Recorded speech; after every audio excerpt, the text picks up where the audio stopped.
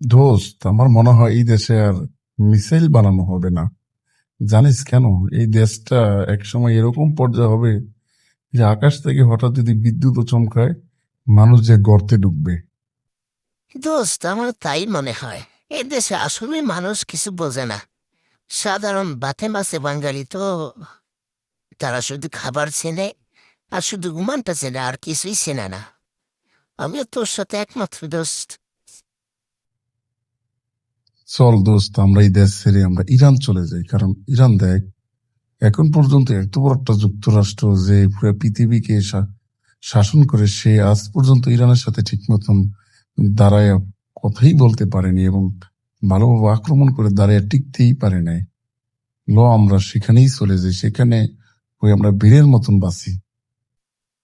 যাই বলিস দোস্ত, আমরা তো বাঙালি মানুষ, আমাদেরও তো ভূমিটা রক্ষা করা দরকার, তাই না? আসলে আমরা একবেলা ভাত না খেয়ে আমরা যদি অস্ত্র বানাই তাতে আমাদের কি সমস্যা হয় বোন?